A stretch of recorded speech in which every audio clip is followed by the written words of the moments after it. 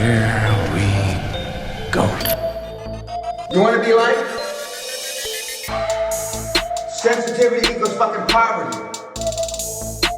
Insensitive Culture, the podcast. Check it out, homie. Everyone, welcome to episode 229 of Insensitive Culture. As always, you know me. What's up, Juac? You know my guy on the other end. But who's not here today due to technical difficulties is... And that fool Blazer, Ramon. Hey, bro, but you know who we be. Insensitive Culture, the podcast. Make sure you check it out, homie. I bet you that threw you all for a loop. You were saying it along with us, and it fucked you all up.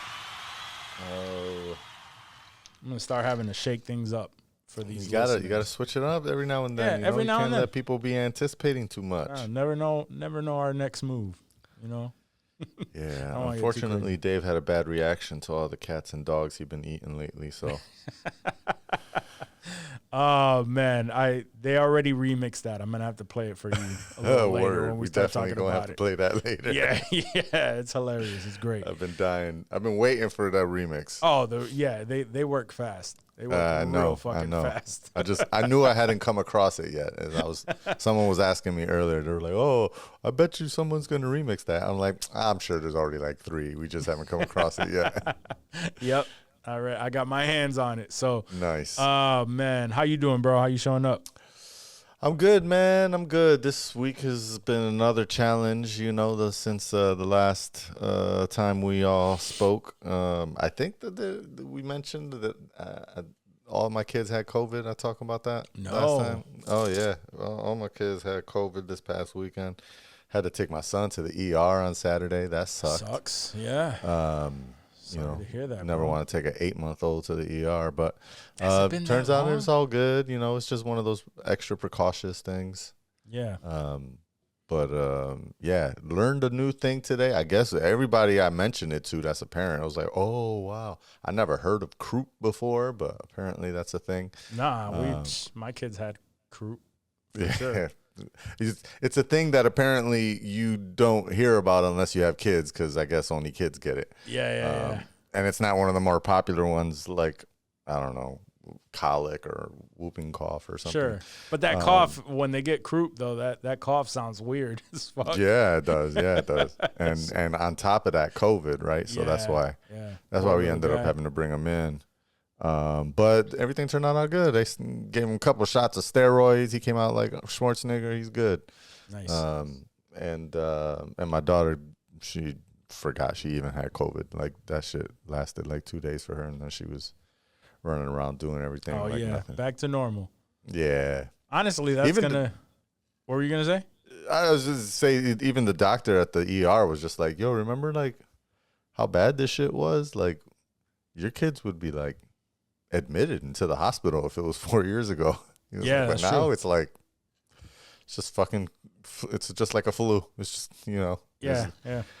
There's enough people that have gotten immune. Basically, I was hearing somebody else was talking about this on a podcast.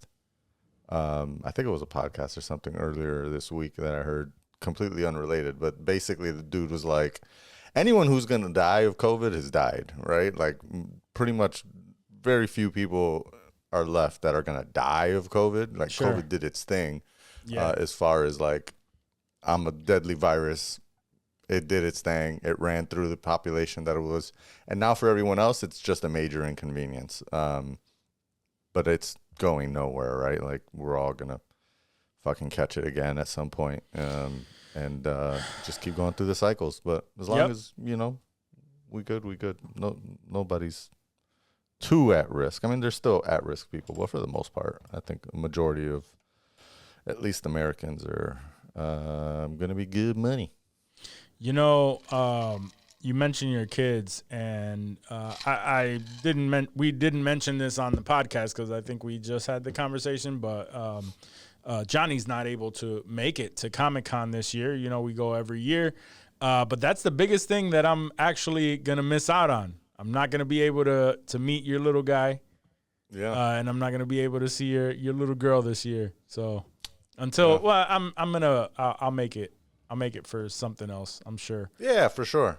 I mean, you gotta do the Vision Pro demo with me. Oh, for sure. Yeah. I'm gonna. I actually want to start doing more shit and just like making it out, because I know I'm that friend that I get invited and then I can't make it out, or I always have a reason why I can't make it out, and I'm gonna try to do that less and actually make an effort to like be out, stop worrying so damn much about the shit that I can't control, and just deal with it as it comes. So I'll be seeing your kids soon. That's right. That's looking right. forward to it. Word. Yeah. My 40s was a big eye opener, and then especially 2024, man, has been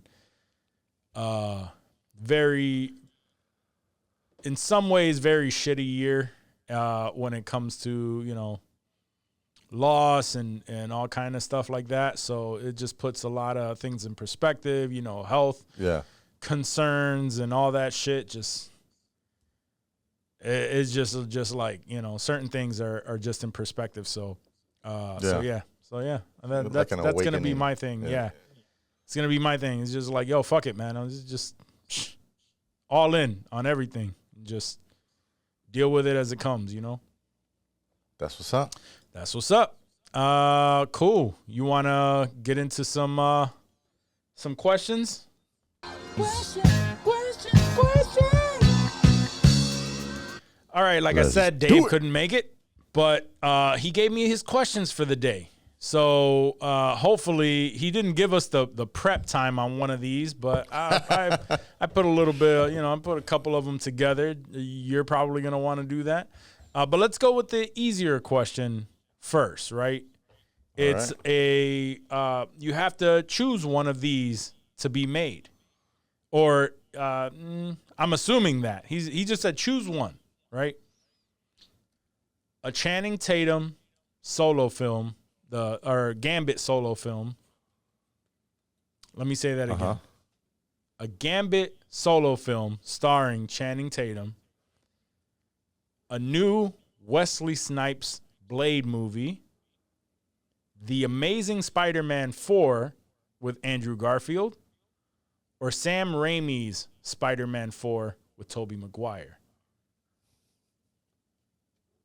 Which would you rather choose? I think as of right now, with those options, I would probably go Spider-Man 4 Andrew Garfield. Why? Not that I necessarily thought that was the best of all the Spider-Man films or anything. Sure. Or at least of the two options. I don't necessarily think it's better than the Tobey Maguire one. I just think Tobey Maguire is too old right now to do a good Spider-Man film. Like he was in the he was in the last Spider-Man movie, right? And he did well, but he was like a good like older brother. He was only in costume for a little bit.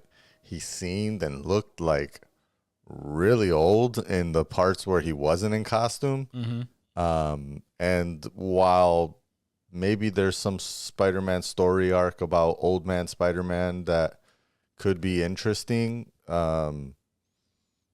just going through thinking of like what that universe was and the characters that were in it, for now times, I feel like the Andrew Garfield would be probably more exciting. The Gambit movie, as much as I would love Gambit, I don't think Channing Tatum. I feel like it's a joke that he was in the Deadpool Wolverine movie, and it was kind of like, haha, you know, this thing that we all couldn't believe and made fun of finally happened. But I know that's going to spark a movie, though. I hope not. I'm telling you, watch. I promise you, watch. If not a movie, definitely he's going to show up in something. I wouldn't be mad if he shows up again in another MCU film, or preferably TV show. Sure. Or even more preferably just a post-credit scene. It's just, I really feel like his character of Gambit is a joke. Like, it's just funny. Like, there's no other reason for it to exist except to make fun of it, and the fact that he has a really bad Cajun accent as an actor. So I could not see that. And then the other option was Wesley Snipes Blade. The Wesley Snipes Blade. It was. Yeah. Again, I feel like Wesley Snipes at the time, dope movies. Now, kind of cheesy. And again, him in what's that? It was a good nod to bring him back. Bring him in the movie. Yeah. Again, a good nod for both of them, right? Mm-hmm, like, it was entertaining. It was cool. It was like, oh shit, yeah, that's dope. But to watch an hour and 50 minutes plus, I'm good on that. Yeah, to continue that story is unnecessary. Plus, that story was like all over the place. Like, Blade 3 Trinity was like, what the fuck are they doing? Like, sure. Yeah, it started to almost jump the shark towards the end. So I'm definitely good on seeing any more of that. That's where I'm going with Andrew Garfield. Yeah, I agree with you on that one. I think Andrew Garfield's Spider-Man 4 is the only one worth revisiting right now. And again, not that he was the best Spider-Man or anything like that. I think Spider-Man 3, right? They never did his part 3. Oh, yeah. It was 3, he wrote that wrong. Yeah, he did write that wrong. It was Amazing Spider-Man 3. Yeah, we never got the 3. Although the second one, like Electro was horrible, and wasn't that the one where Rhino was like what's his name? What the fuck is his name? Anyway, but it was like a Rhino suit. Yes. Right. So it had its crazy, like it's shit, right? Where it wasn't perfect, but he did. I think Andrew Garfield, just in general, is a very likable person.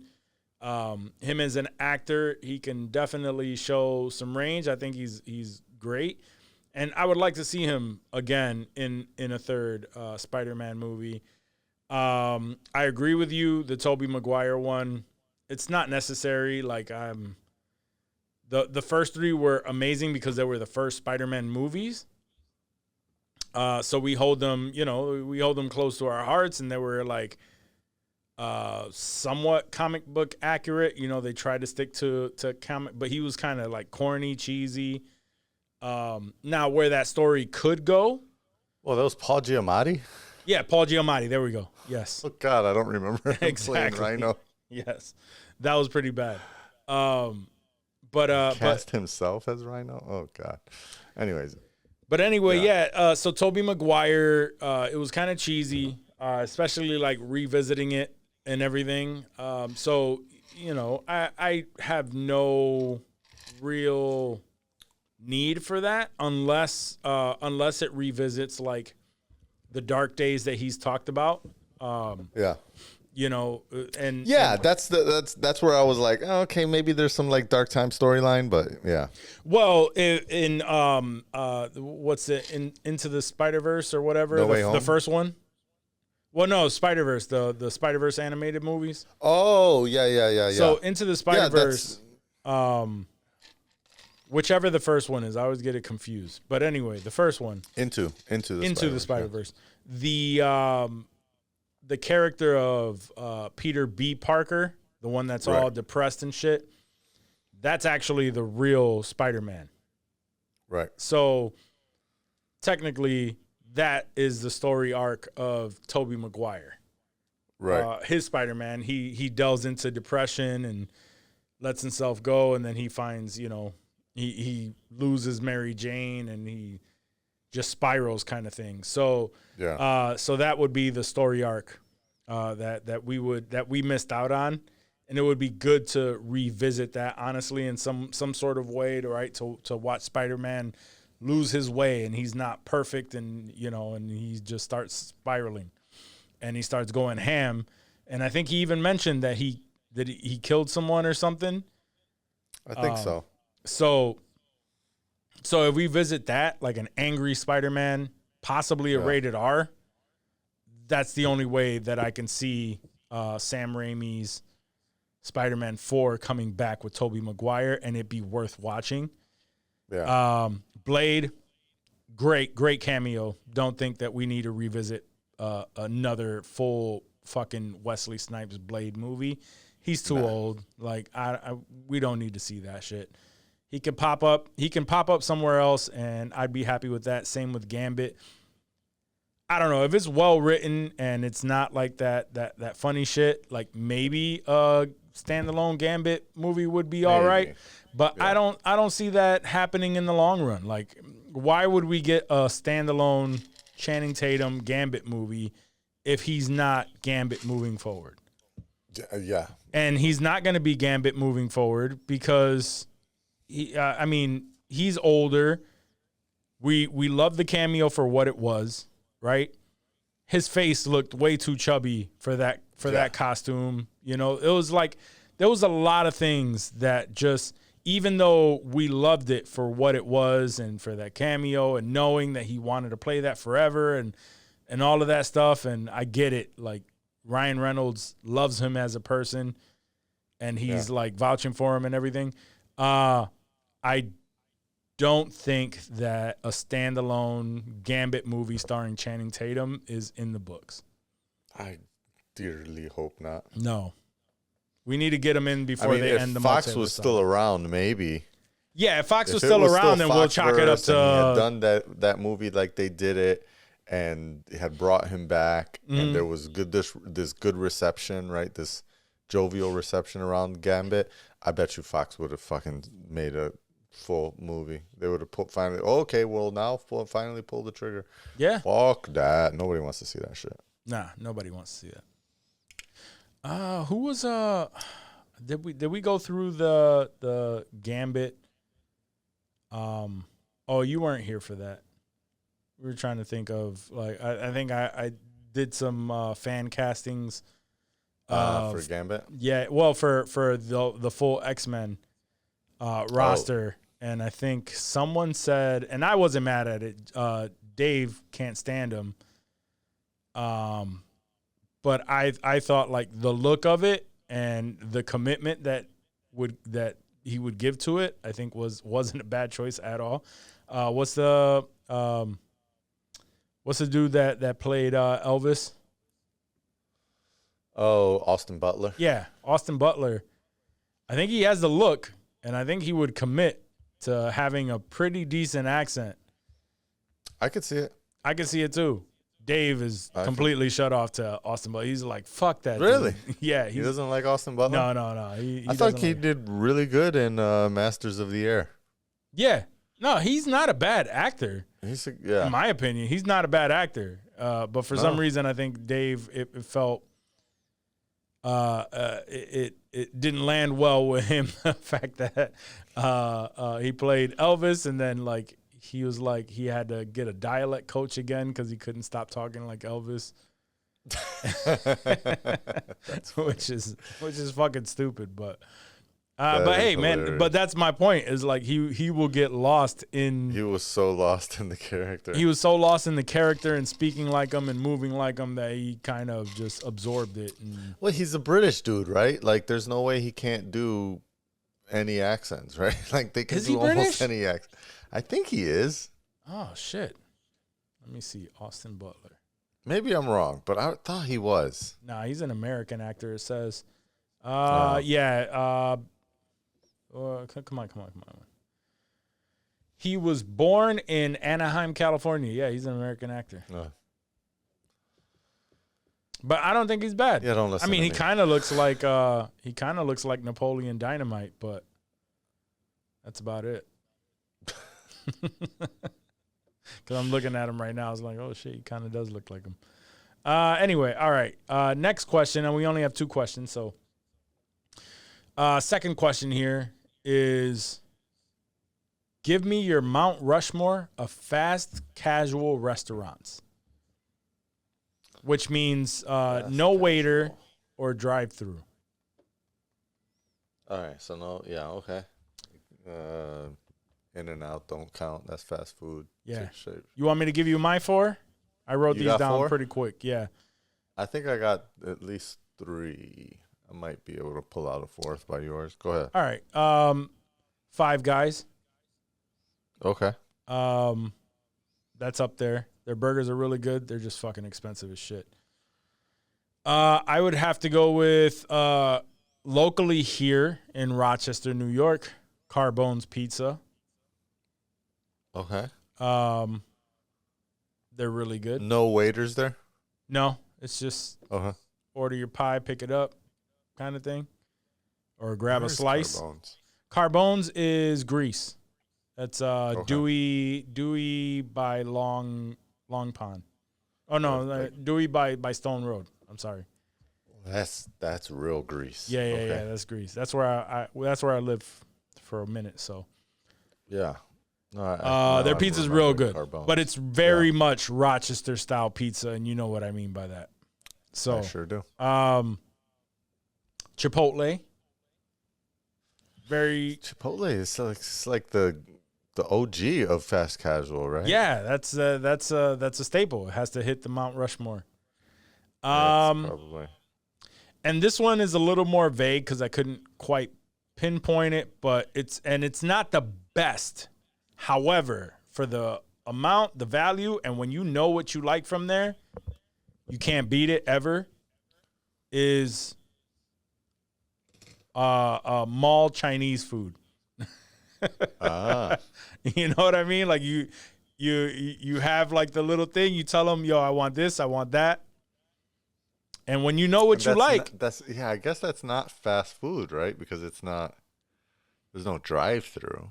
No, it's Chinese food. Yeah. It's Chinese food. Casual. There's no it's fast casual. You walk up there, it's already pre-made. They're just throwing it in a container, piling it up in a container. It's always a lot for a decent amount.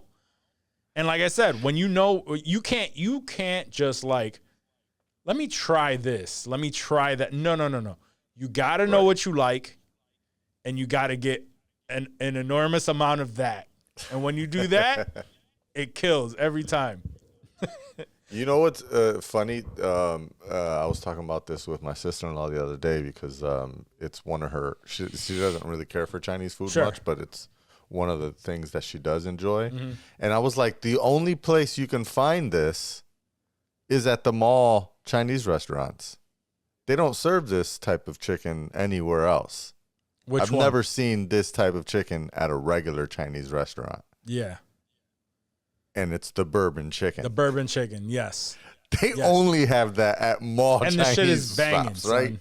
It is. That's the thing. It's banging. Why don't other Chinese restaurants have bourbon chicken? I don't get it. I don't know. Is it something amongst the Chinese restaurant mafia that mall-based Chinese restaurants have exclusive rights to bourbon chicken? No, but that bourbon chicken hit every time. That's one of the ones. It really does. That's one of the ones. You see bourbon chicken, you got it. You got to get it. The bourbon chicken is the one that they got on the toothpicks that they'll be doing samples of. Hell yeah, because that's just guaranteed to reel you in, bro. Yeah, it reels you in. It reels you in. And then it's your choice on either rice or lo mein, but you're going to go with lo mein every time because they can't fuck that up. Word. Can't fuck up lo mein. Fucking but yeah. And you know what led me to that? But I couldn't pull the trigger on that. I was thinking like, fuck, it's not there anymore. But Great Win. Wait, what? Great Win's not there no more? It might be there. I haven't been to Irondequoit like for food in forever. But they had new owners, so it wasn't the same Great Win. And then the old owner had moved to a Great Win in Greece. And so I went there for a little bit, and that's no longer there either. That turned into a Spanish restaurant now, took over that spot. So unless he moved out like even further into a suburb or some shit. That's sad days.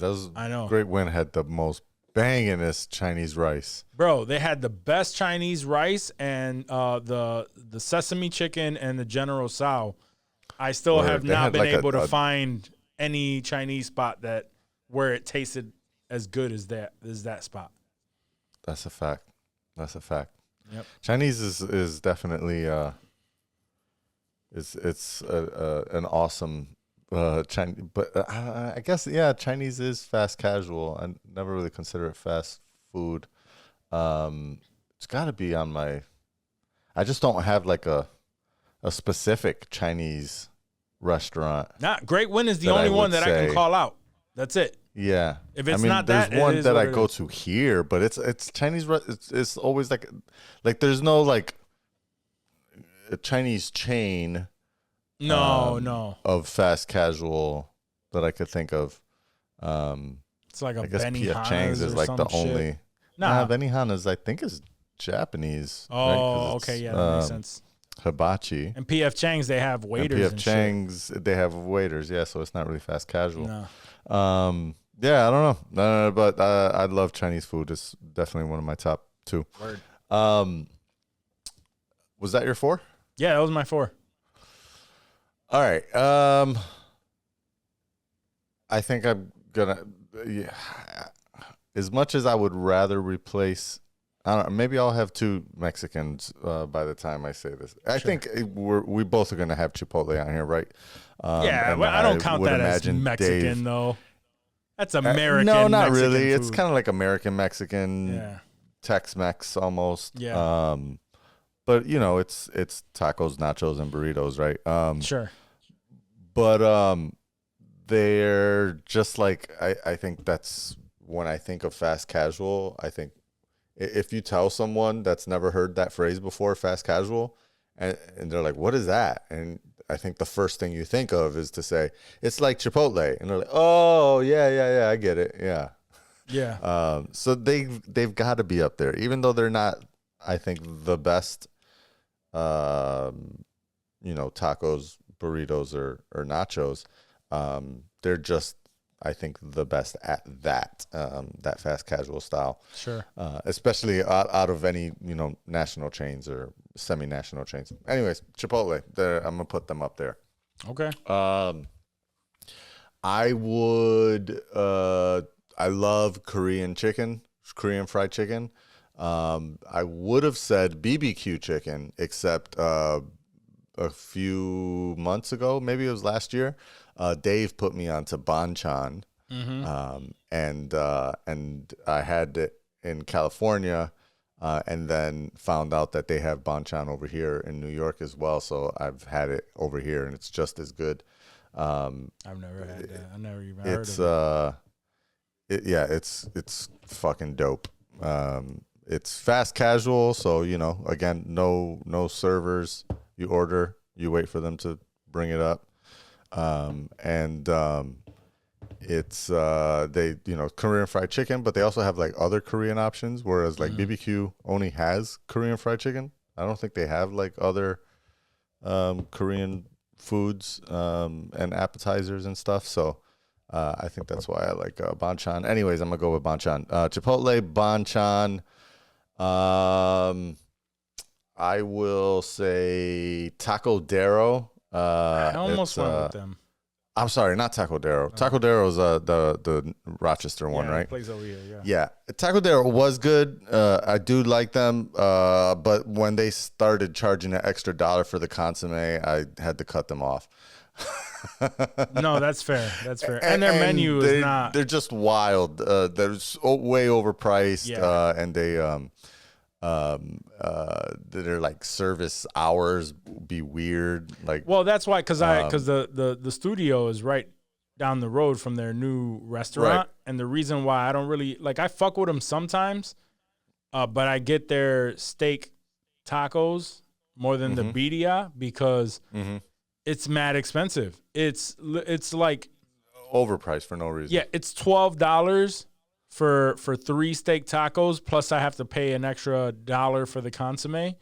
For the Right. birria, I think it's $2 more, and it's only 2 or some shit like that. It's like around that. Oh, that's fucking crazy. Yeah, it's like 12, or maybe it's $14 for the steak ones. You get 3, and then for the birria is like 12, but you only get 2 fucking tacos, Yeah, fuck and that. then you have to pay extra for the consomme. So Yeah. like, there's nothing under $10. So Yeah, yeah. that- but it tastes fucking good when you do bite the bullet. It does taste good. I ain't gonna front like it's not good. Sure. But no, yeah, but you gotta factor in everything. I think that, plus I want to say there was sometime in the last like 2 years or so ago, we had placed an order with them through the website. And it was like an order ahead thing. Like we ordered the night before or something. Oh, wow. And then went to go pick it up the next day. And we're like sitting there waiting and waiting and waiting. And then we finally were like, yo, they're not like serving. No one's like, we're here at the time that we had scheduled it, right? Sure. It was like, I don't know, 2:00 pick or something. Nobody's coming out. Nobody's saying nothing. Walk up to the door. Place is fucking closed. How they took a $200 order and there was nobody there. Oh, man. Did they ever refund you? They did, but it was just like a pain in the ass. Yeah, like, that's mad whack. It was just another reason that they get. But that's why I don't. That's why off. I don't fuck with them either. Like the reason why they even blew up, right, is because the owner of it he's like a celebrity chef, right? Even though he's from Rochester or whatever, he's a celebrity chef. He was always there and on charge of the shit. And when you go to the restaurant, he's nowhere to be found. You don't see that dude. He's not even there no more? I don't see that. I see a bunch of fucking like regular ass teenagers and shit working the front. So it's like, you know, there's not that level of service that you were getting from the. I just looked it up. The spot truck. that I shop at around here that does birria, $15, but you get 4 tacos, and it comes with the consomme, and those tacos are jam packed with birria beef. Anyways, we spending way too much time talking about somebody that's not even on my list. Sure. So what I say? I said Chipotle. I said Banchan. What I meant to say was Taco Cabana. Taco Cabana is I would call it a fast casual Mexican shop in Texas, mostly I think, and they make fresh. They got a fresh taco machine that makes flour tortillas, and you would think tortillas out of a machine, not so great. It's kind of it's like behind the glass, you know, like at Krispy Kreme's, where you like go and you just like watch the donuts being made, and then you're like, damn, that looks so good. I gotta order a pack of donuts. That's how the shit is at Taco Cabana. Like you just watch them, like the machine making the fucking tortillas, and you're like, god damn, I gotta eat some fucking tacos, man. That shit look good as hell. And it is. They're out of a machine. I don't know how they do it, but Taco Cabana tacos slap. So I got 2 Mexican restaurants there already. A burger, what was the other one? Banchan. And then for my last one, I'm gonna go Bear Burger. Bear Burger's I think they might be a New York chain, but they're another smash burger type place. Okay, but fast casual, no servers there, and they serve beer. So nice. I fuck with Bear Burger. I fuck with that. Yeah. That's why I'm sure I left somebody off the list. I was gonna say Steak and Shake. I used to really fuck with Steak and Shake. Like, they called them steak burgers. But they were, I want to say they were like flattened, or at least they were cooked on a griddle. So they were kind of flat like that. Sure. And back in the early 2000s, late 90s, when I lived in Florida, I used to fuck with Steak and Shake a lot. But the last time that I was in, like, I don't know, North Carolina or something, I went to a Steak and Shake, and I was not impressed. Mid. I was actually very disappointed. Yeah, it was kind of mid. Yeah. We just got a couple of Shake Shacks here, and I've been meaning to try their burgers because I've heard that they were good, but it seems like they're... Shake Shack is good, but I think it's also overhyped. Yeah. It's good. That's how I felt about In-N-Out. So much hype. I don't... It's a fucking burger. That's Like, how I good felt could it about be? In-N-Out. Yeah. Like, it's good, but is what the fuck y'all ranting and raving about? Like, it just feels like a burger. Like, honestly, It's a burger. Yeah. I enjoyed a Five Guys burger more. A Five Guys burger will hands down beat both of them, right? A Five Guys burger is usually way more shit on it, way more meaty. It's just a bigger burger, even if you get like not the double or whatever, like the regular or whatever. Shake Shack burgers are smaller, like in size and diameter, and In-N-Out burgers are way more fast food size. But I would say if Shake Shack is more comparable to In-N-Out than Five Guys at all. Like Five Guys is almost like, how the fuck are you selling this like at a restaurant that doesn't have waiters? Because these are fucking meaty ass burgers. Yeah, well, the way that you do that is by charging like $20 fucking for one. Yeah, basically. That's why I'm not a fan. I'm not a fan of their fucking fries either. So, and then that shit is like, yeah, that's like the OD whole giant bag full of fries. yeah. Well, I just don't like the flavor of them.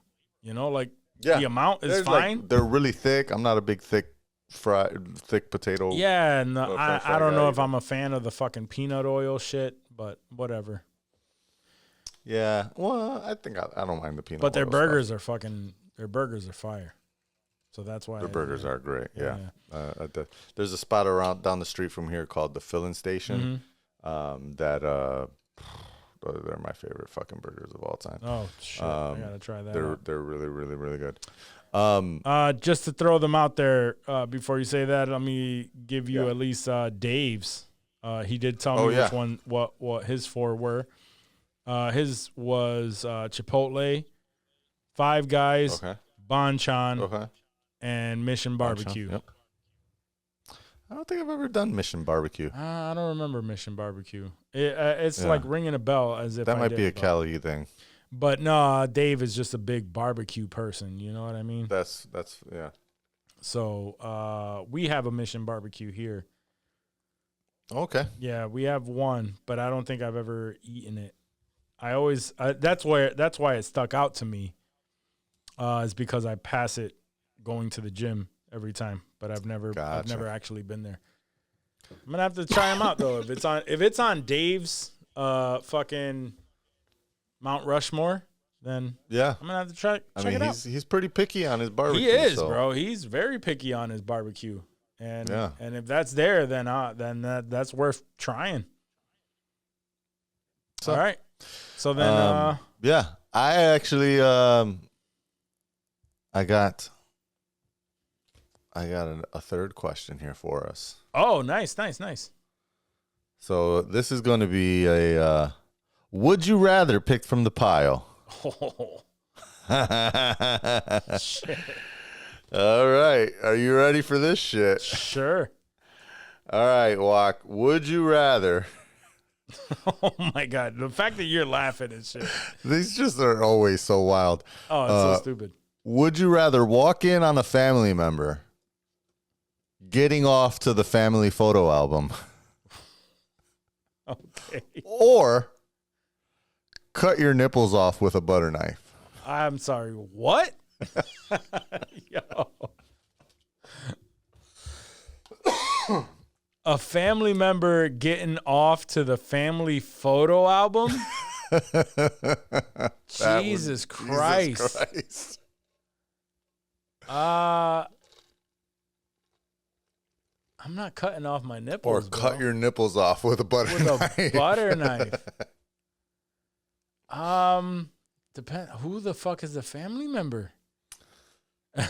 Anybody. It could be a brother, an uncle, a cousin. Yeah, I'll go with that. I'll go with that. As long as it's not like, like someone that birthed me. Jesus Christ. You know what I mean? Not thinking about that. Well, it's a family member, bro. You gotta think about all of it. I think of something dirty like that. I immediately think it can only be a dirty ass man. For sure. But no, I guess that's fair to immediately. Also, there are some nasty ass women out there. That would be awkward to walk in on your mom. Yeah. That would be wild as fuck. But in no way, shape, or form can I imagine myself cutting my nipples off with a fucking butter knife. So no matter what I see, I might want to gouge my eyes out. Will I? No. You know. So I'm gonna have to look at a family member in a different light, and depending on the family member, that's just, oh, now I'm clowning you for the rest of our lives, bro. Like like if it's a sibling, depending on the photo album, you might get duffed in the face too. Right? Yeah, it might cause a fight. It might be a fight. I don't know. Right. I mean, when it's like it's my question, so I guess I can make the rule. But I'm just trying to think, like, when it's cutting off the nipple, like, is it the whole like fucking areola nipple? That's what like I the imagined. whole nipple, or just like the nipple tip? Either way, If it's just like the eraser head, maybe like both of them, or just cut. Oh, it says nipples. So both nipples. Damn, that would be tough. After the first one, you'd be like, I don't. Fuck, think I gotta would be able do to the go second through with one. The next one. Yeah. Yeah. It's like physical pain and damage, or mental there's no way. damage. I literally mentally scarred. I have like an ingrown hair pimple thing on like my rib cage that I keep bumping into and keeps shooting. It's like one of those like pimples that's like sitting on a nerve or something. So as soon as you bump into it, it's like, you're fucking falling over backwards. I can't even pop that shit right now because it hurts so much. There's no way I'm cutting my nipples off. I'm such a bitch when it comes to the shit like that. Like fucking a canker sore, like, you know, it's like small fucking inconveniences, but you just they just suck. Cutting off your fucking nipple, even if it's just the tips, I don't know if it's worse. If it's just a tip, but just how sensitive your fucking nipples are, and you're like, no. Your dad. My dad, it would be rough to walk in on. However, the relationship that I have with my dad, we're just gonna clown him. You know, like, bro, like, really, like, you couldn't, like, what the fuck were you looking at? Like, you know, oh man, that would be one to explain. It would be rough. But depending on the family member, it's just like, well, I'm not talking to that person anymore. You know what I mean? Depending on the person. Yeah. If it's immediate family like that, it's like, what the fuck? But it's more of a mental thing. I'd rather take the mental fuck than any kind of physical pain. There's anyone in your family you could think, like, off the top of your head, like, it could be that one. like you know. Not immediate. Not immediate, but like extended family, cousins or whatever that you're like, I could actually see that happening. Yeah, exactly. Yeah, no, yeah. I have cousins where they're fucking insane, and then and then I heard stories about family members and like wild shit. You know, some of them have passed, but like it's like my dad's cousins and shit, and like shit that they've done, and you know what I mean, and like stories that you just find out once you get to a certain age, and then you're looking at these people like oh shit, like I used to have respect for you, right? Now, like fuck that guy. You're just a dirty, you know what I mean? Yeah, y'all just word. So, anyways, sure. That's questions. Yeah, fuck that. All right, hit us up with I know you have some news stories. We got some news. I guess some things happened in the last few days. Just a couple things. Couple things. Let's see. Where do we want to start with here? Because I got so much shit I wanted to talk about. Well, most important thing, right? your boy turned 41. My old ass. Shit, that's what I was gonna say earlier, and it dropped my mind. When you were, I think it was when you were talking about the, it wasn't the Mount Rushmore. It was the first question, the movies question. But anyways, yeah, shout out to. Actually, no, it was when you were talking about like all the shit that you wanted to do after this year and new things you wanted to do. I was gonna, I totally forgot. Anyways, smoked too much weed. It happens. Shout out to my boy Juac, celebrating 41 this past week. Yes, sir. Yes, sir. And for all of y'all thinking, damn, this motherfucker old as hell, I still look better than y'all. So. Yeah, and you're still younger than me. Yeah, and I'm still younger than you. By a few years, just a couple years. Word. Take every single one. Word. Oh, wow. Shit. Yeah, so we had a big celebration this past week for Juac. Juac did his thing. What else we had here? Looks like there's a couple things happening to your boy Puffy. Oh, yeah. Please explain. So there is the Michigan judge that ordered Puff to pay a Michigan man $100 million in the case that alleges sexual assault. In addition to that, he also got a new lawsuit from Danity Kane's Don Richard alleging abuse and exploitation. We knew that was coming, though. It's starting to fall apart for the guy. Now, he's a billionaire, so more than likely he'll just fade into the sunset. I don't think he's going to lose, everything he has or anything along those lines, but I mean, it's not exactly super easy to get rid of $100 million to the dude. Well, the shit about Puffy is he's still like claiming his innocence. He still says that he's innocent. If you follow his social medias, like he's still like on islands dancing and shit, like still playing that whole brother love bullshit. Mm-hmm. You know, I don't see it as much, but every time it comes across the IG page, I'm like, this motherfucker is really just not giving a fuck. Is he still a billionaire?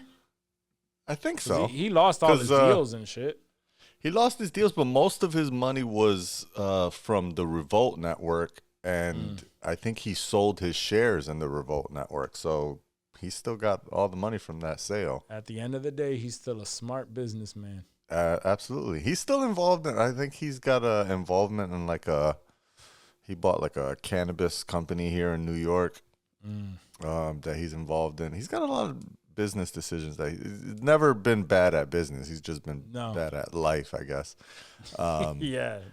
At being a good person. So the dude in Michigan was a bartender. He's by the way, a convicted felon and sexual predator. Oh, Jesus Christ.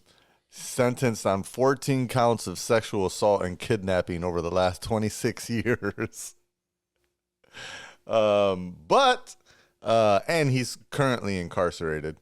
But he sued Diddy because he claimed that Puff invited him to an after party and forced him to have sex with multiple women. Of course, such a thing that would get forced upon you. However, he claims he was drugged, like roofied basically. And when he woke up, he saw Puffy fucking some girl, and Puff looked at him and said, "I did this to you too." Oh, shit. Interesting. Yeah. Where is the proof in that garnered $100 million settlement?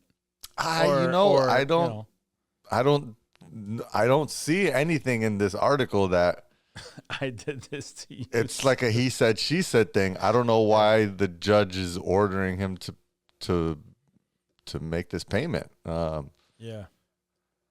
Oh, I didn't even realize he got asked by Mayor Adams to return the key to the city. Yeah. I knew he had it. I didn't know they asked him to send it back. That's funny. Yeah.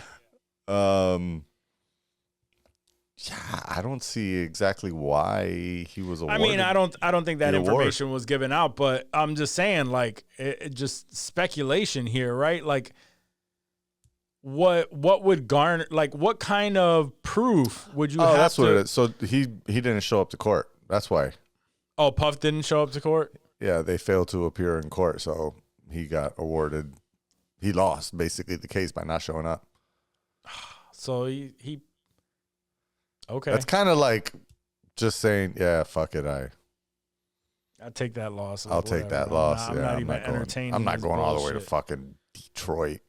Fuck Detroit. Yeah, because I honestly, that I mean, who knows? But that story sounds outlandish, right? Like, he was fucking he forced him to fuck some other girls. Forced. He woke up, forced, right? He forced him to fuck some girls. This dude is a fucking child predator. He's in prison. And that is a story and a half. I'd feel sick having to pay that man $100. I don't care how much money I have.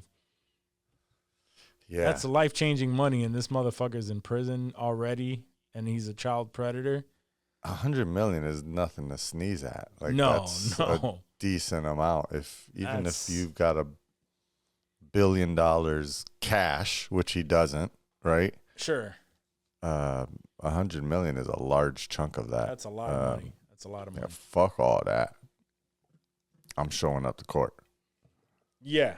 Especially if I'm not guilty. Is Puffy living in the States still? I think he's in Miami, right? He's got a house in Miami he's still living in. So then he hasn't been like convicted or No, of anything. I don't even think he's been charged in anything yet.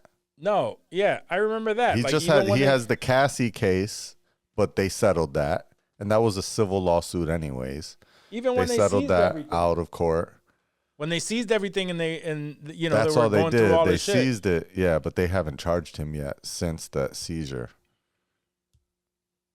But then you know, fuck it. sometimes that could take a while, right? Like, how long was it between when they raided Trump's house and they actually levied charges against him? Sure. That was about a year almost. I think that was like in November they did it, and then they didn't charge him until like maybe not a year, but like 8 months or something like that.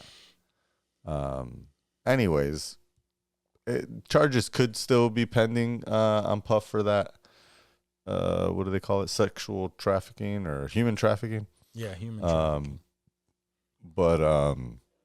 Yeah, there's no way you're getting me to pay $100 million though.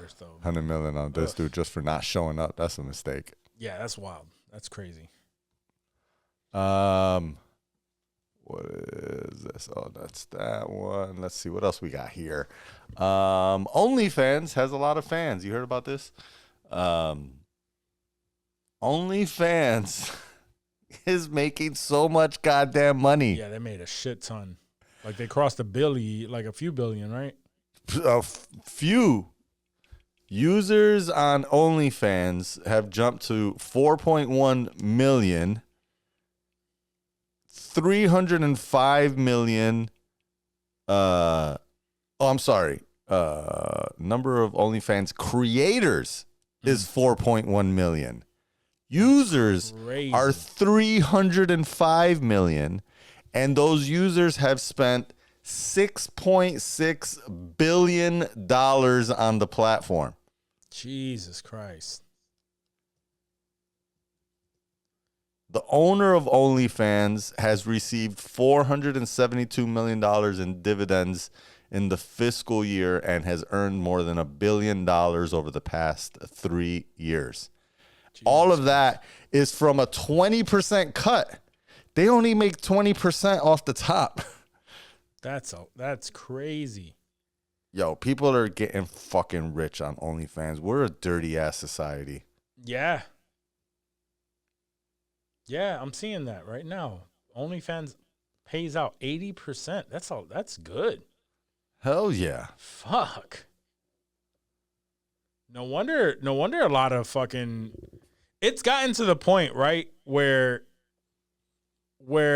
if I see someone, I'm like, damn, I'm going straight to the link in the bio.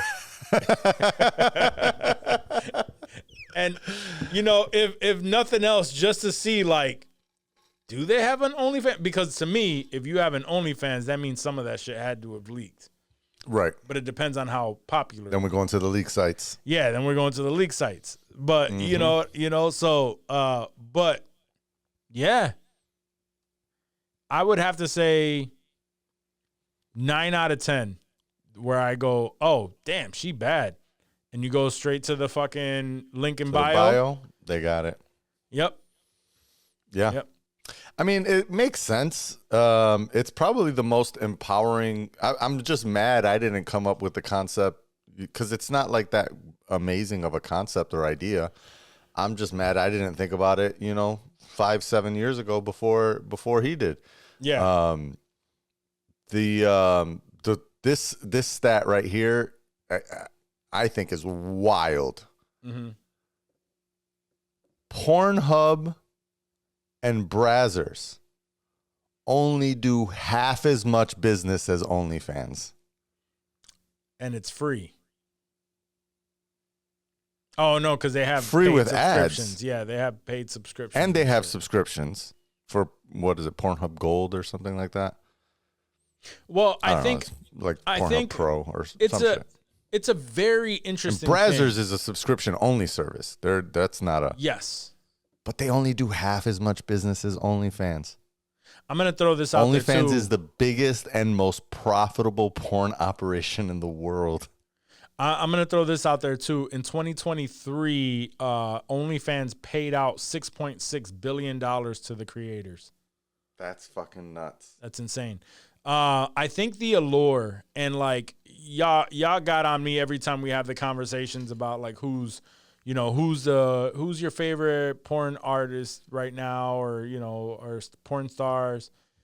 And I never really have anybody that I'm into, but it's because and I don't pay like the money, but for me it was always like I like the cam girl services, right? Like the cam girl allure to it, because it feels like it's the girl next door. Yes, and that is 100% OnlyFans thing. Yes, yeah. And that is the whole shtick for OnlyFans, because it may actually be the girl next door. Yeah. So the allure for that, is just that. Like, people like to think like if guys think that I could possibly fuck her in my lifetime, and it's a possibility, I can talk to her, they will pay whatever the fuck you're asking. Yeah. I also think, too, like, that whole idea, that concept of what you just said, like the girl next door, that comes with age, right? Mm-hmm. Like, the older you get, the more porn you've seen, the more porn stars or perfect porn stars you've already seen, and you get, like, tired of that shit. And you start thinking about, like... That shit all looks like a production. That all looks like a production. I want to see, like, some natural shit that seems like it's real. Like, it's more... Like, I could actually... It could be me. I could put myself in that position, right? Sure. And that's when, like, amateur homemade porn really started to get popular on, like, the Pornhub and the X video sites and stuff. But still... it hasn't reached this level. I think... What OnlyFans tapped into is that concept of and then the thing is too, again, with age, right? You lean into that, or you start to go beyond porn stars. You lean into more homemade amateur shit. But also with age comes more expendable income.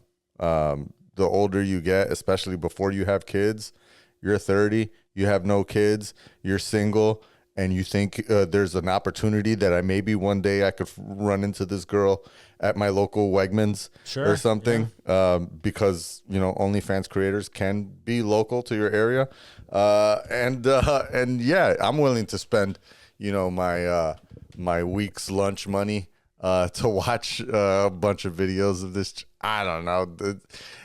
I've only ever subscribed to free OnlyFans.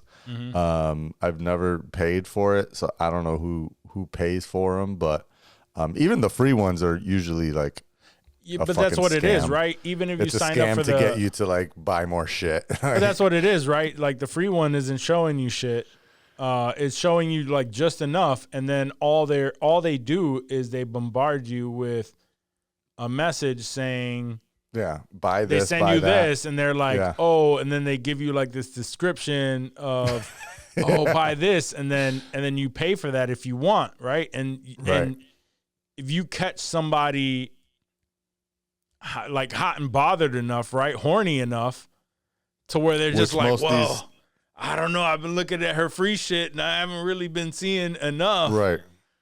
Oh, fuck it, let me pay this quick. Dub $5. or $6. Yeah, $5. But sometimes it's like it's those free ones. Like there'll be some because I don't have one now, but I did. Like I was curious about the shit, right? And you sign up for the free one, and then you'll see, I'm doing X, Y, and Z, and then it's like some of them be like $50 and shit. I'm like, who the fuck? Yeah, fuck all that. It's like who the fuck is paying that? 32-year-olds that are single and live in Silicon Valley. Yeah, but but even fucking because I was listening to Joe Budden for a while, and he says it all the time. He's just like, oh yeah. He's like, whatever. Like he openly says, I pay for the OnlyFans, and they'll send me the model message me, and I'm just like, I need that. And he paid. Fuck that. He's a fucking millionaire though. So, but yeah, he's a millionaire. What's 50? So why not? What's $50? What's $50 to this what's dude? $50 or whatever? And but you still, it's like tricking online. I'm wondering if the younger generation is just getting duped into that shit. Possibly, but again, I don't think I would assume 18 to 22-year-olds are probably not spending money on OnlyFans. Yeah, but what about the 25 to 30-year-olds? That's where all the money's coming from. I would say 25 to 40-year-olds. Fuck that. 25 to 60-year-olds. Yeah, men are dirty fucks, man. Yeah. Doesn't even fucking matter. Anyway, it's crazy. OnlyFans making a shit ton of money. Let's see what else we got here. Shruumz. This one hit home a little bit. You heard about this diamond Shruumz chocolate bars and gummies. I think they also make gummies. I don't know if you ever heard of diamond Shruumz? I think so. It seems familiar. Let me look at their packaging yeah. I have. So diamond Shruumz, SHRUUMZ. Recalled every single one of their products because apparently over 200 people have gotten sick, and possibly 2 people have died from consuming these products because they're not one of these. They're not. I don't know where they're produced, but Shroomz are not legal in the U.S. They're not. Even though all of these, you could pretty much at any smoke shop find shroom products. It's because they don't contain psilocybin, and that's the right. And so they're using other psychoactive mushroom compounds. Yep. And it's not regulated. Sometimes they add a whole bunch of other stuff, which help to increase the psychoactive effects. But being unregulated, who the fuck knows what's happening, right? It's almost. I wouldn't necessarily equate it, but it's kind of like smoking K1. Sure. It's in a similar space where you're like, I think that's something, but it works for me until it doesn't, and then you like throw up from it and shit. And you're like, what the fuck just happened? So yeah, apparently they've had to recall all of their products and are currently not selling anywhere. Yeah, I just I went to their website real quick as you mentioned this, and like the first thing that you see is this gigantic thing that says recall notice and a fucking long ass paragraph, but you're still able to go past that and buy click some more? on this. Let me see. I'm clicking on it. Am I able to put this? No, I don't think I can put it in a cart. It's giving me prices. It's giving me all the shit, but I'm not able to. It's giving me the information, but yeah, I can't add it to a cart. So at least that's good. Yeah, so the scientists at the University of Virginia ran some tests on the products that were sold by Diamond Shruumz, and what they found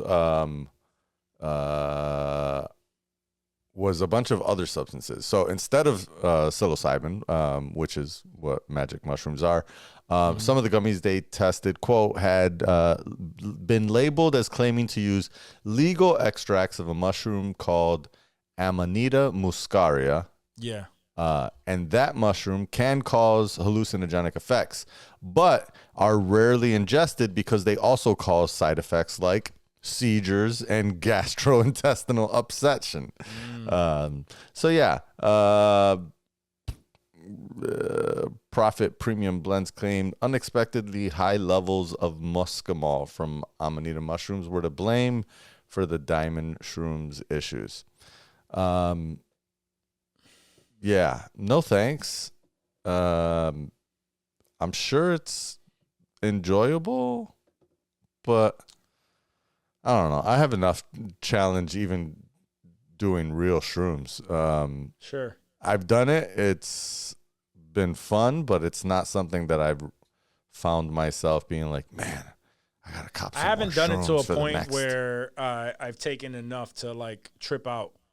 Yeah. I've done like 1 or 2 squares to where it just makes me feel relaxed, but I'm not actually like seeing shit.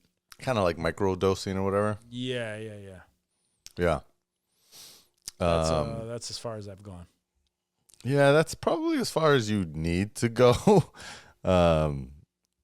It's fun. No, I'm down to do it, but it has to be like actual shrooms. Yes. Yeah. You know? Like whatever. Maybe But I next wasn't- year's Comic-Con we'll shroom on our way there. Holy shit on the way there. Nice. And then just be twisted the whole way. Yeah. The whole time, rather. Right. Fucking asking people questions, don't even know what the fuck I'm talking about. I'm up for it. That'll down. be a trip. Yeah, I'm down for that. Hold on. Let's mix in just a little bit of some Hollywood. Oh yeah, let's do it. Let's see. First and foremost, man, rest in peace to James Earl Jones. James Earl Jones. Wow. Yeah. That was not one I expected to read. Even though I didn't realize he was. I feel like I probably looked it up in the past 3 years and saw how old he was. It escaped my mind to see him at 93. Yeah. He came back for. He looked good. He looked good He for did. 93. He came back for Obi-Wan to voice I think maybe that's Vader. why I saw it. Yeah. But as soon as was it before? I can't remember if it was before or after he did Obi-Wan where he retired from doing Vader. I want to say it was after or before because Obi-Wan when they did Vader's voice, it was I don't want to say it was like AI, but it was it was like synthesized, like you know, they made it and made it sound like him or whatever, and he was okay with it. That's right. Yes, I do remember that. So I think it was believe AI, he retired yeah. just before that. But real quick, He was what was impressed with it. Yeah. He was impressed with it. Yeah. What was your favorite James Earl Jones movie? Of all time? There's so many. There's so many like just legendary movies. Off the top of my head, one of my top ones will probably be Coming to America.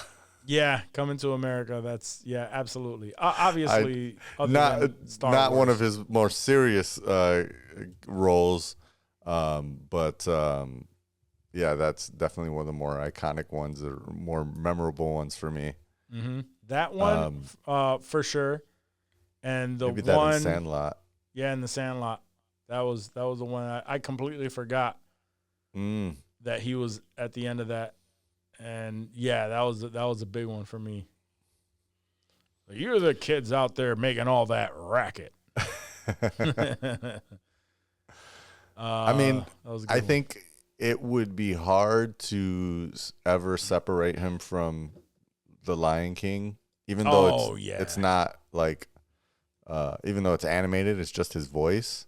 Sure. Like, I think it's almost like, it's basically like Darth Vader and Mufasa, like those. That is James Earl Jones' voice, and no one else could ever replace that. Yeah. Those are the ones that I would say. Coming to America is probably the number one that I would tie him to, for me at least.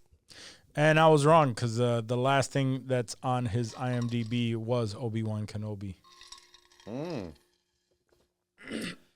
Oh, so not Mufasa.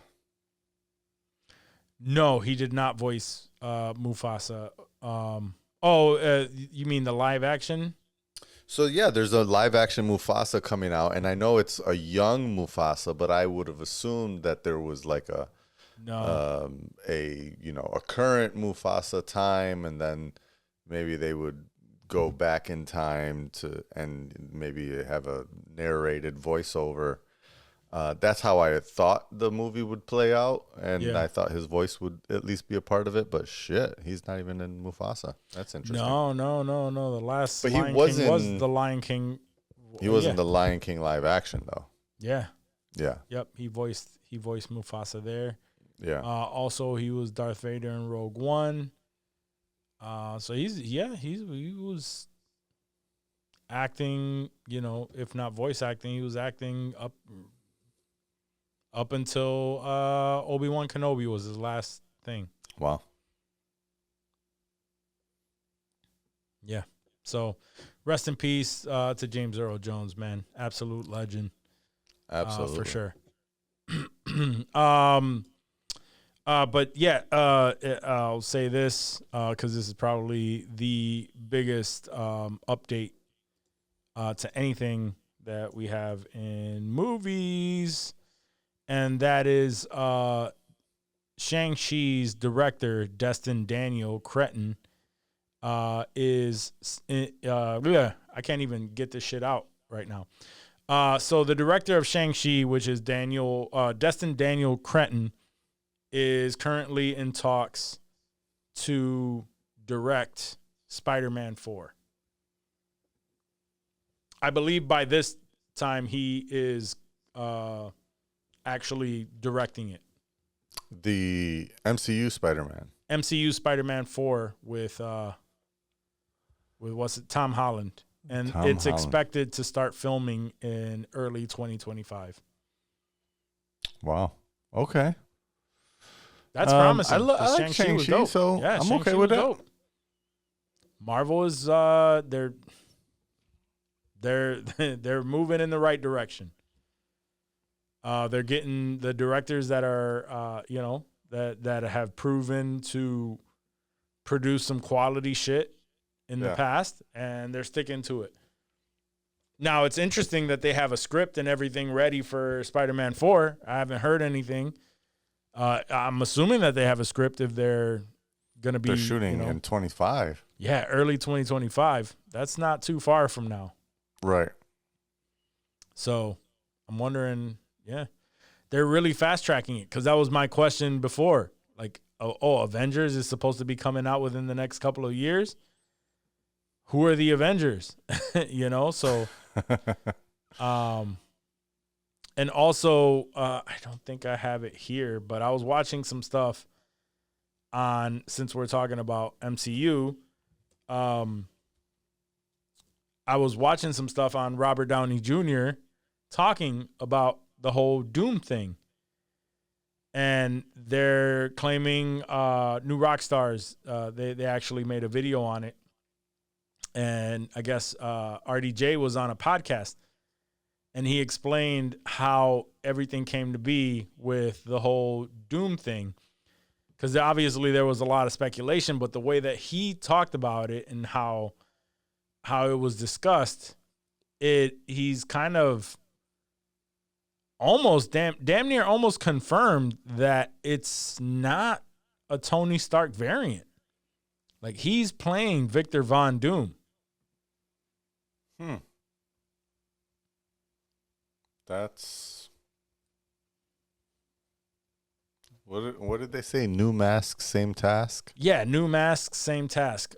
There's still speculation as to what that means. And it very well could be. It could still be like a Tony Stark thing. But he claimed that when he was in talk, or when he was talking to, Bob Iger, and, he's friends with Kevin Feige, and, and fucking, what's his name? Jon Favreau.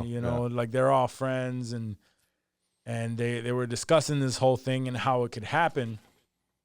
And, he I guess he met with Bob Iger. He went to his house, and they were talking, and he pitched his whole idea, and Bob was like, yeah, I like it. And pretty much the whole outcome of that is like, I think we need to do Doom right. And he was like, so like when you think of doing, making doing Doom the right way in the MCU, that's not an indication that it is a Tony Stark variant. That is an indication that, we're going to do Doom. It has to be completely correct. Like, we have to come at him right, like the right way. I'm just kind of like, wait a minute. He pitched Bob Iger on letting him be Dr. Doom? Like, this is, I almost called him Tony Stark. Yeah. This is Robert Downey Jr.'s idea?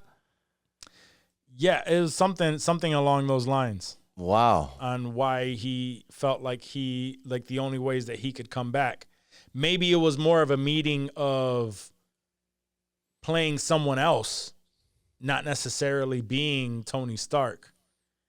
Yeah. I don't know if the conversation was about him being Doom specifically, but just that idea. And then Bob Iger responds with, well, let's do Doom correctly, essentially. Yeah. Like, let's do Doom the right way. Which, if you take those words, it means it's not a what if situation where Tony Stark and Doom switch and it's like a multiverse kind of thing. No, he said we're gonna do Doom correctly. Like, and New Rockstars does what New Rockstars does, and they get in deep and they get in depth with it, and they're like, yeah, I mean, most people are in shock by this because he played Tony Stark so close to what the public perceives Robert Downey Jr., how he would behave and how he acts and all of that. He played that so close to the chest in interviews and everything that people are just assuming, like, he played this. He's one of those actors that he did that, like, Yeah. Where he just pretty much was himself for this character, and that's why he did it so well. That they're assuming he's going to play Dr. Doom in a similar fashion. But people who actually pay attention, right? We know Robert Downey Jr. is Robert fucking Downey Jr. I think that he's going to come with a whole different thing. I don't think they're really going to show his face like that because Doom is disfigured. And I don't think they're going to do... Oh, that's true. Well, he starts off regular, and he's a part of the, the original Fantastic Four or whatever. Like, he's cool with them, and then he becomes disfigured and all this shit. So, but if you skip all that, and he enters and he's wearing the armor, and it's mainly just his voice, but now he's making his voice more menacing. And even if he's off of that and he's all fucking disfigured and burned and, like whatever, yeah, it's very easy to get past the fact that this is fucking Victor Von Doom. And I'm thinking, in my opinion, new task or whatever. Mm-hmm. New mask, same task. New mask, same task. That the same task. I don't know what he means by that. I guess that's the thing. Yeah, no idea. What's the same task? I don't know. Conquer everything. But I don't know. I don't know. We could speculate on that forever. But I think Robert Downey Jr. is gonna fucking absolutely kill. He's a great actor. I think it'll do well, but we have no idea. Well, just because we have no concept of what the storyline is going to be and how it's going to turn out. He is, I believe, is Dr. Doom shows up in the Fantastic Four, right? Well, that's more speculation. Dr. Doom is the villain from Fantastic Four, so there's speculation that this is where the first time we're going to see Doom is in the Fantastic Four movie. I think they alluded to that in the D23. Was it D23 that they announced it, or was it Comic-Con? D23. Yeah, whenever it was, they alluded to him. Oh no, yeah, you're right. That was Comic-Con. My bad. Yeah, they alluded to him. They said something like Dr. Doom will appear in Fantastic Four and will also appear in the, what do they call it? It's not the Doom Dynasty. It's Doom Patrol. No, it's not Doom Patrol. It's Doomsday and Secret Wars. So those are like the three movies he's coming out in. Fantastic Four, Doomsday. I don't think they said anything about Fantastic Four. I thought they did. Nah, he's not even listed as on IMDb.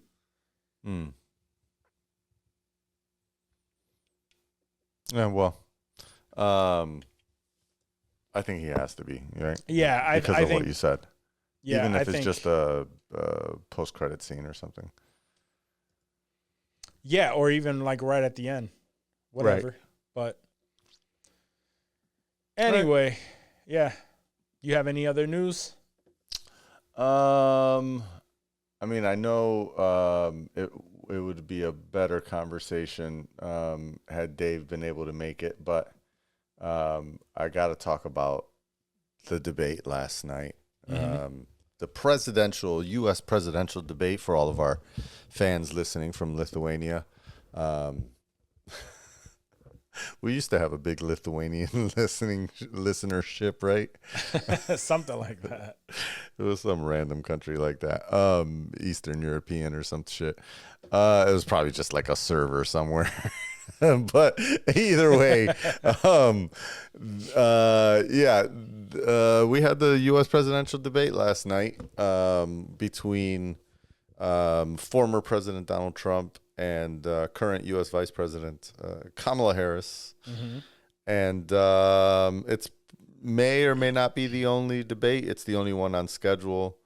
I would say going into it, I had low expectations, really from both people. But I felt like Kamala had the most to prove because anyone that's going to vote for Trump has already pretty much decided that they're going to vote for him. And absolutely, even the people, even when I watch like the shit where they're like, the undecided voters, when they go to like talk to them after the debate, and they're like, well, so how did this like change your mind, or what are your thoughts now? Usually everything they say makes me feel like this motherfucker was not undecided. Like they were already decided that they were. Absolutely. And there was one where like I don't remember what their comments were or what they were even responding to, but whatever they said, it seemed like they were still very pro Trump, right? And then the news anchor asked them,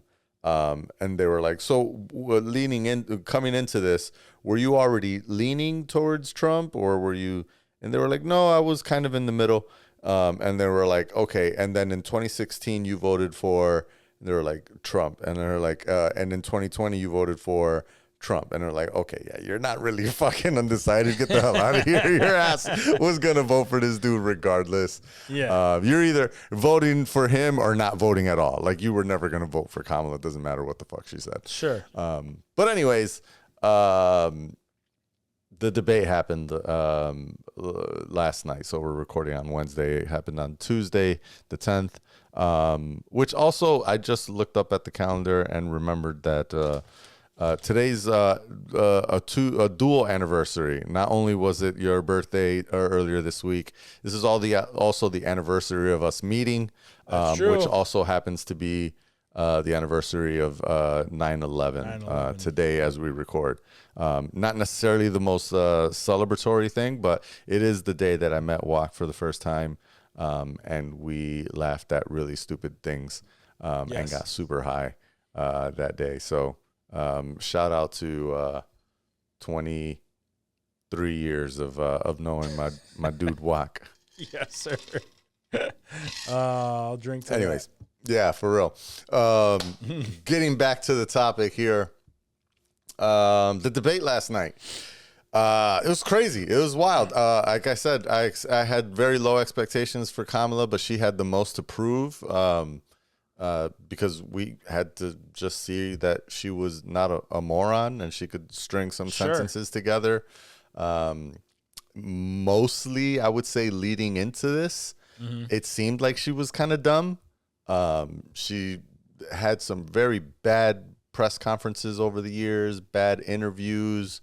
They got a little bit better towards, the last 2 years, but even then there's been times where she said some stupid shit. And so you're kind of like, this lady is not necessarily all there, but she's better than Donald, right? So I guess, and better than Sleepy Joe. Yeah. In my opinion, like for someone who, and if you're a listener of the show, you know that I'm not Mr. Politics here. So, right. And from my understanding, at least my impression, I should say, about her is the fact that, the past few years, she's just been quiet. Right. Like, she's just been playing the cut and not doing much of anything. And I guess that's what everyone was, like, really pointing out. Yeah. Is the fact that nobody really fucking, probably a couple of stupid-ass interviews where she just didn't give it her all for whatever fucking reason. And that's their whole shit right now is, well, she said she's gonna make all these changes, which is true, but she's been in office for 4 years and didn't make the changes. Like, what happened to all 4 of those years? Which is valid. It's a valid argument. Partly, to an extent, correct. To an extent, because to an extent, she's a vice president. She's not the president, and even if she was the president can't just unilaterally make shit happen, right? Like, even the shit that they say during these debates, most of it is them really saying, these are the things that I want to do, and I will bring these ideas to Congress so that they can pass a law to do them. And then I'll sign it if they do pass it. But they will not just make these things happen, right? No, and so that's why when people were like, when I see that shit a lot on social where people are like, absolutely, yeah. has anyone noticed that she's saying all these shits, but why can't she do it right now? She's the president. She's vice president right now. Like, did y'all not watch any the West Wing? Y'all never seen Veep? Y'all have never looked into this at all? Like, don't even look at pop culture. Just look at history. When does the vice president ever do any policy? What policy do vice presidents write? None. Why do they think that she can fix inflation or gas prices or housing prices right now? But she can't. She was not the border czar, as they say.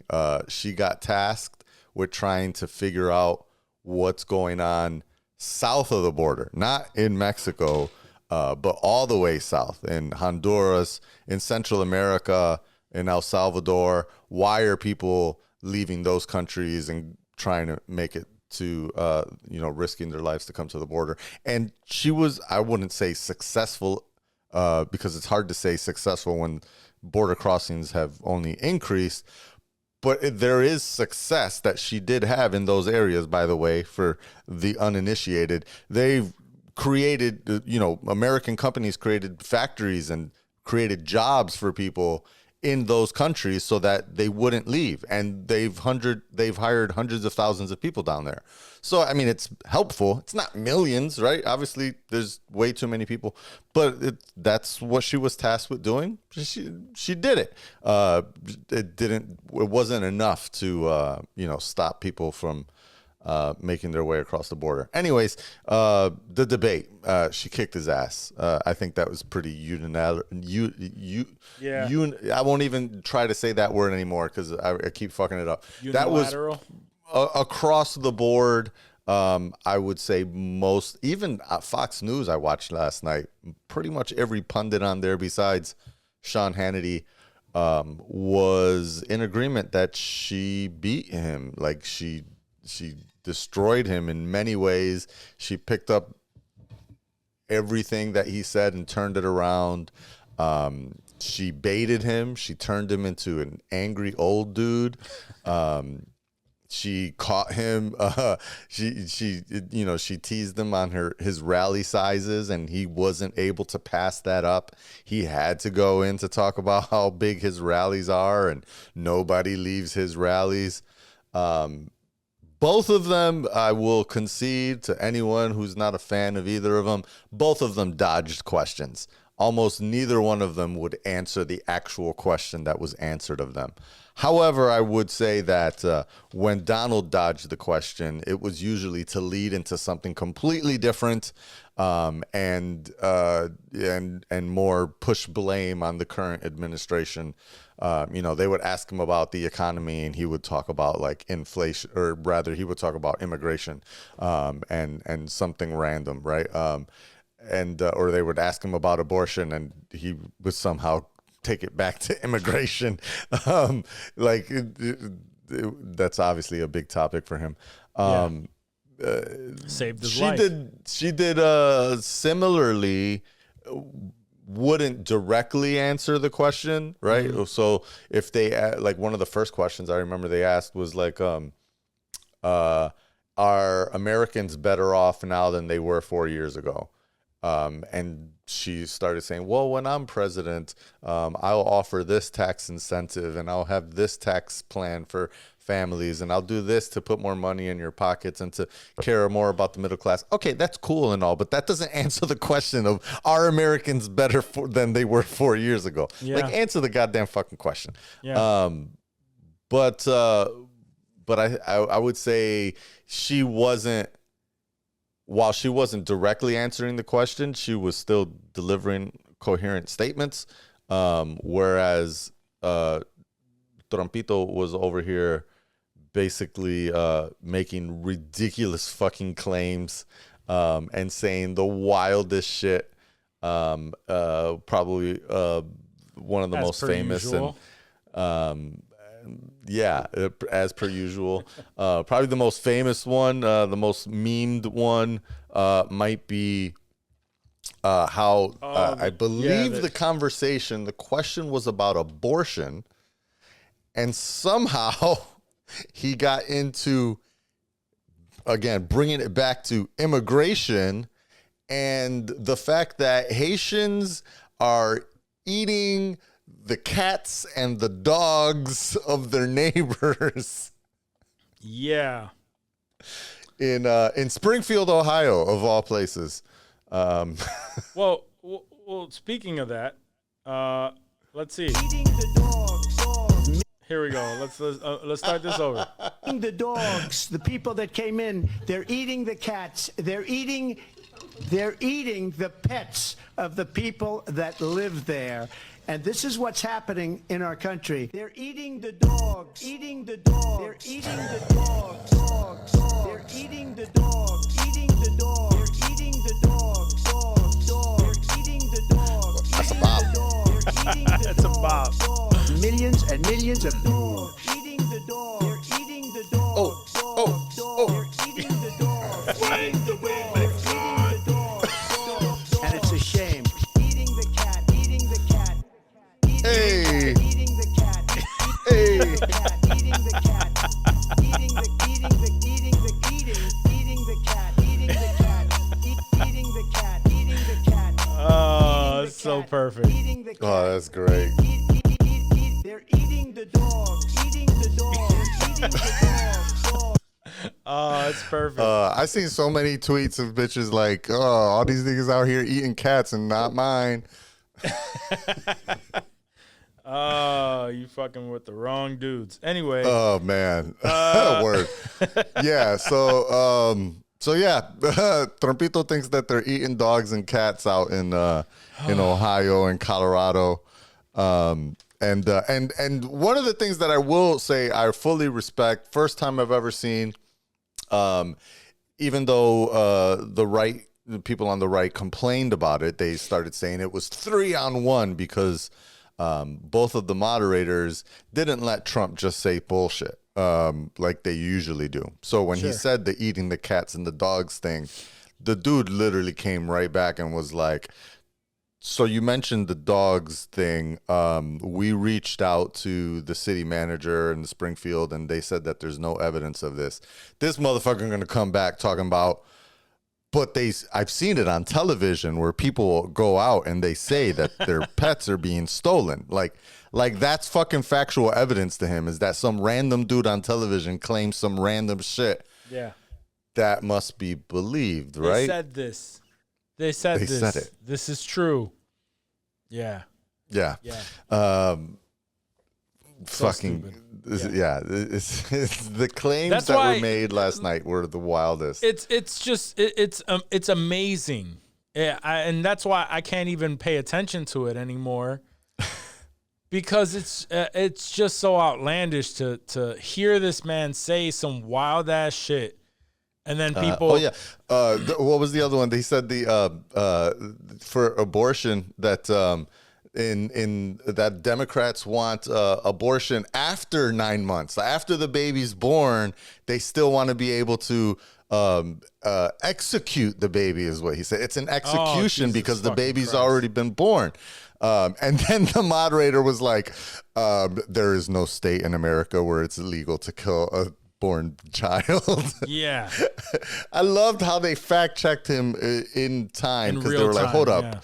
Yeah. It's cool. We're not going to like straight up fact check everything you say. Like, we're not going to like prove or like talk about like, you know, if you say that you're going to lower taxes and save America, we're not fact checking that. But when you say some shit that's just demonstrably false, we're gonna push a little bit back on that. My favorite thing actually in the night was when, and I think could possibly be a future meme, if it's not already, is when they asked him what his plan was, because he was talking about repealing Obamacare.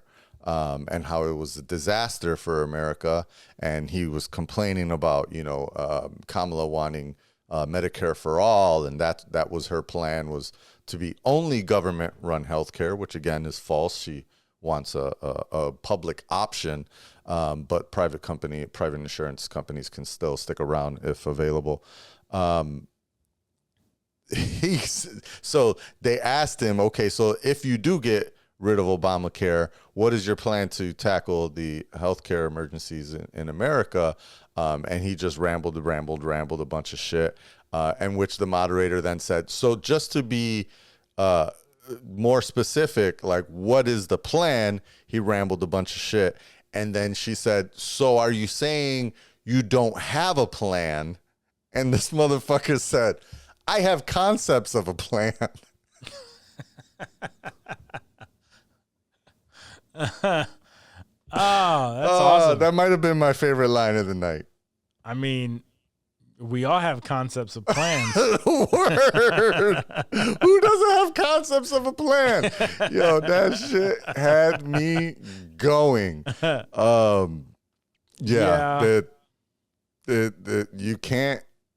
You can't make this shit up. You can't. I can't believe make this up is the anything this timeline man we're in. says. Like, it doesn't even enter my mind. Every time he says some shit that goes, like, you know, and it's just like how the fuck do you even think of some stupid shit like that and then say it out loud for others to hear? And even worse is that other people hear that shit and then go, yeah, that is my president. Right. You know what I think probably bothered me the most was that I saw someone today post, even you could lose all the debates you want and I'm still not going to rock with you. It was some shit like that. Like somebody that basically conceded that he lost the debate and it doesn't matter, which is kind of what I was saying at the beginning, right? Like the people that's going to vote for him, it really don't matter. Does not. I had somebody that we know earlier today that I it was just crazy. But they were like, I could have four flat tires or some shit, and I'm still gonna go vote for Trump. And I was just like, jeez, like, oh my God, it's Let's crazy. see. What was the other? Oh, go ahead. I was just gonna say, no, it's always crazier when it's like people who are in the hood. You know what I mean? Like there's nothing for you there. There's really nothing. He could care less. Neither of them could really care less, honestly. But he can really not give a fuck about what happens to you. Anything that he passes is for him and his people. 100%. So, and she tried to make that point throughout the night, right? She tried to be like, I'm trying to help you. This dude only's trying to help himself and his people. Sure. You already know what he's going to do. He's going to do the same thing he did before, which is tax cuts for everyone but you. And even though, did that maybe help free up some capital for companies? Sure. Are companies not making record profits today? Yep. They still are. And they somehow need bigger tax cuts. Okay, sure. So that they could make more money. All right. Yeah. I don't know. He never explained. They talked about, he talked about he's going to deport all, not 11 million, but he thinks 21 million undocumented immigrants have entered the country. He said it'll be the largest mass deportation. They said, how? Is it going to be door to door? He never fucking said. He just talked about some other bullshit. Because he's just talking shit. Yeah. And I'm still waiting to find out how they're going to do that. Let's see. He said he got shot in the head. He took a bullet to the head. Yep. No, you did not. No. Let's see. He said she was actually neither of the, well, actually the thing that he said is true, but what he was implying is false. He said that she was against defund the police. Yeah, technically she is against that because she's never been pro defund the police. Yeah. What else I got here that he said this fool was tripping? Oh, she mentioned how military leaders across the world call him a disgrace. And he was like, what are you talking about? The leader of Hungary, some people call him a strong man. He just started like fucking praising the shit out of the leader of Hungary and thinking that being a strong man is a compliment. Like that's a good thing, that this dictator is your homeboy and thinks that you're a powerful dude. He also wouldn't commit to Ukraine should win the war. He's just like, no, the best thing is for the war to end. Okay, yeah, everyone thinks the war should end. But do you think it's in the best interest of the U.S. for Ukraine to win the war? Yeah. No, the best interest is for the war to end. So then you're okay with Putin taking over part of Ukraine? Is that what you're saying? But he wouldn't commit to that because he's boys with Putin. He tried to front how I was shocked that Kamala didn't throw this back at him, because he pulled out that Putin endorsed, quote unquote, endorsed Kamala. The only reason Putin endorsed Kamala was because it was found out this past week that Russian operatives had been paying a promotion, a PR company in Tennessee to pay right-wing influencers to continue spreading the pro-Russian message that they've been spreading, the anti-Ukraine. Yeah, people like Tim Pool, I'm sure you've heard of him, big right-wing influencer. A lot of these big right-wing YouTubers were getting like straight cash money from this PR agency that was like, hey, there's a dude in Belgium that really wants to support your platform, as long, they want you to continue spreading, the messages that you're spreading. And of course, these are people that are already spreading anti-Ukrainian, pro-Russian propaganda. Yep. And they just so happen to be Trumpsters. So she should have pushed back on that and been like, oh, that's funny. Putin's endorsing me, yet he's paying people to push your message. Sure.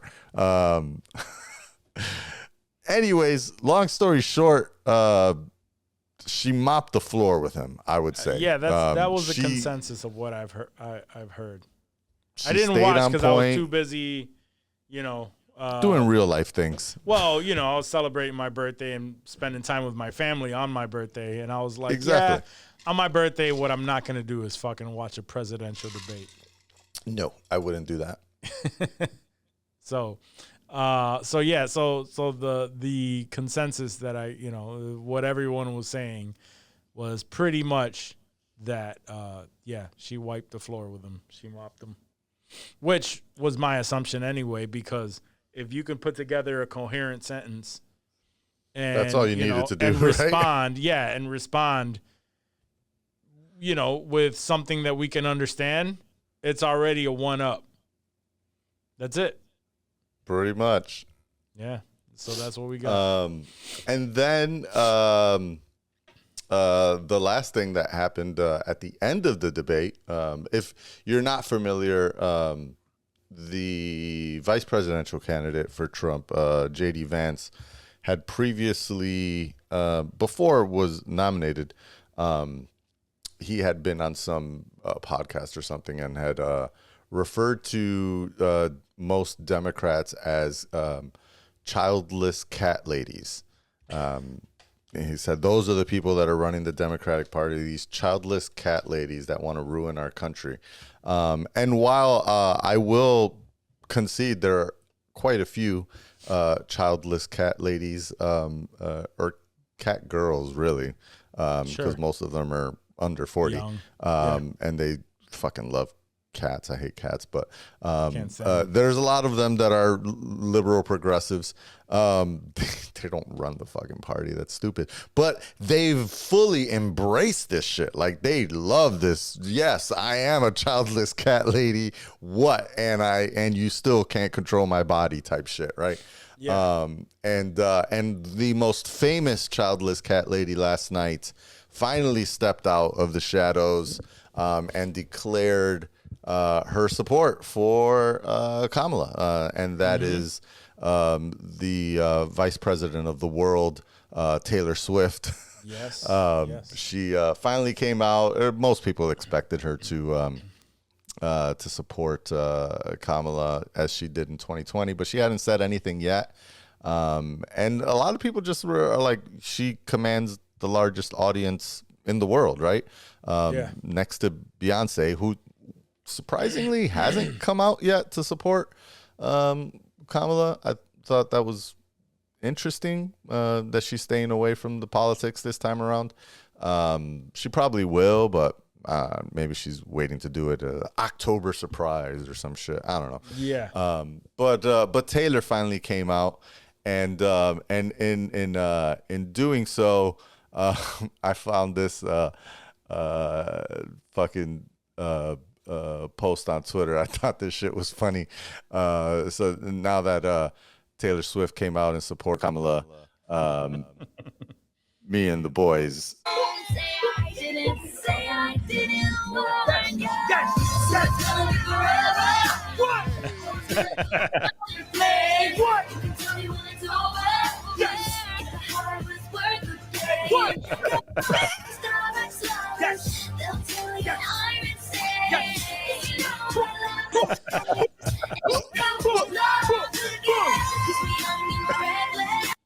All right, that's enough of that. But I thought that shit was funny as hell.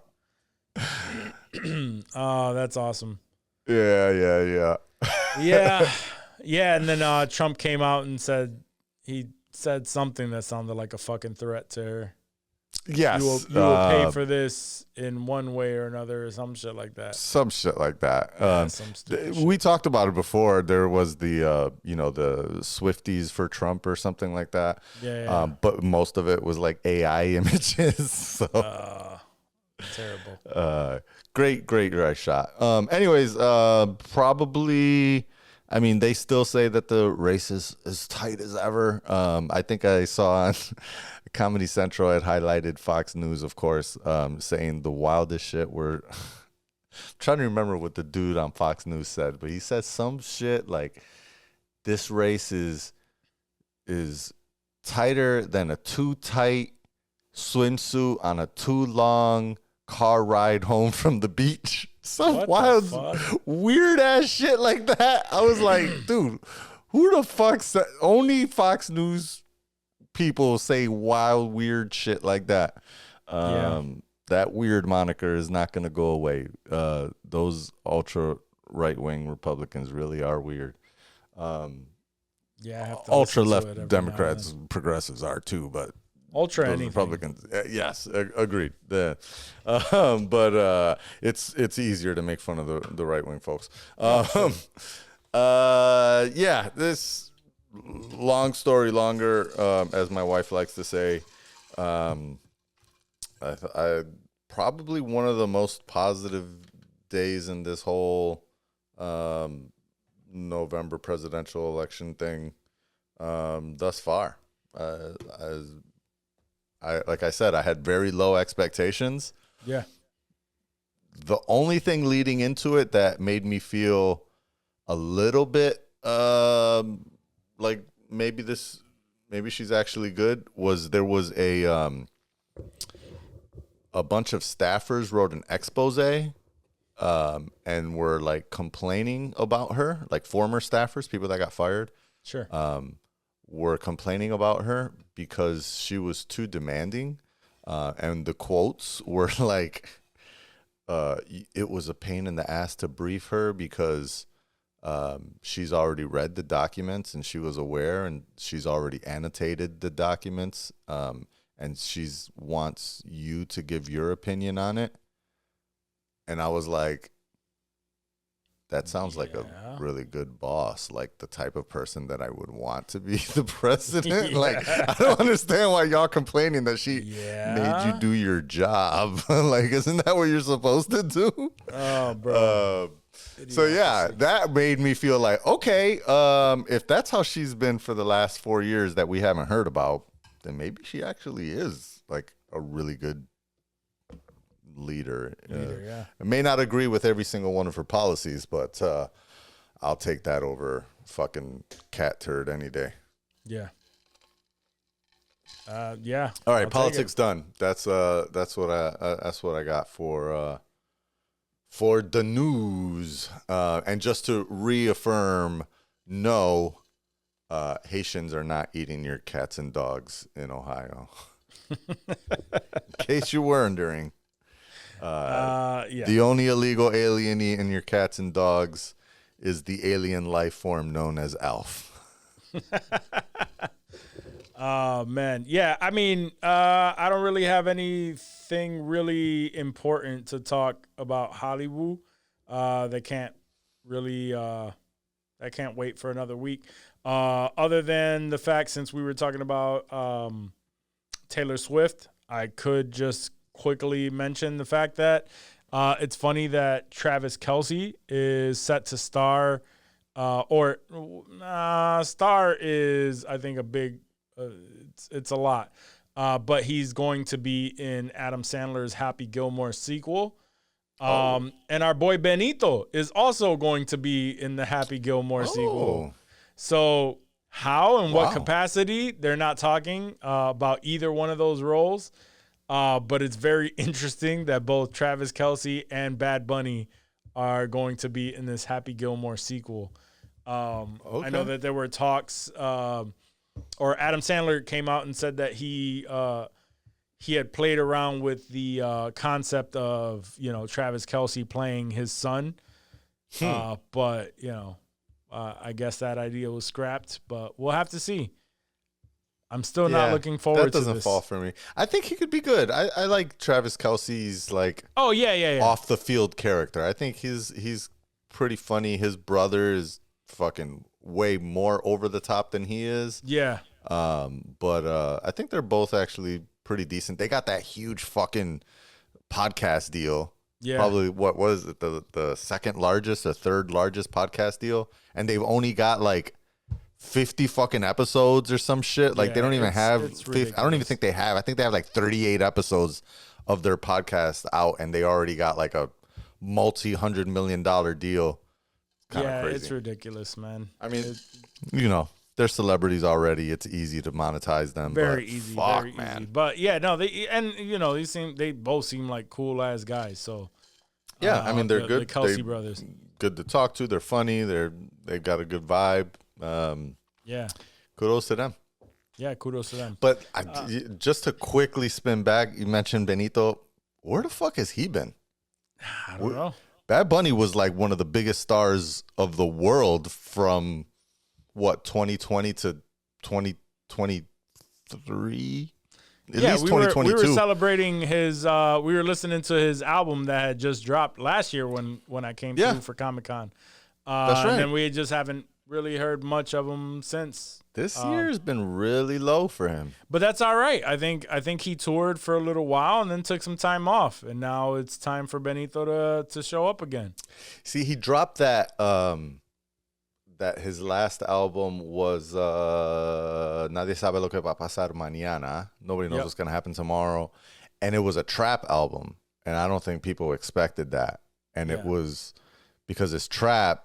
It's like more lower vibe, I guess, and everyone was expecting the party vibe, and he still hasn't dropped like another reggaeton album since. And I think the tour that he did was to promote that album, and he had said there's going to be no reggaeton in this tour. It's going to be all trap, and that's why ticket sales didn't do as well. They were canceling shows. Sure. And maybe he fell into a little depression about that. I don't know. Like I said, he hasn't been. I don't think so. I haven't really heard anything from him in a minute. Maybe he's just doing TV Hollywood shit. Hopefully. Yeah.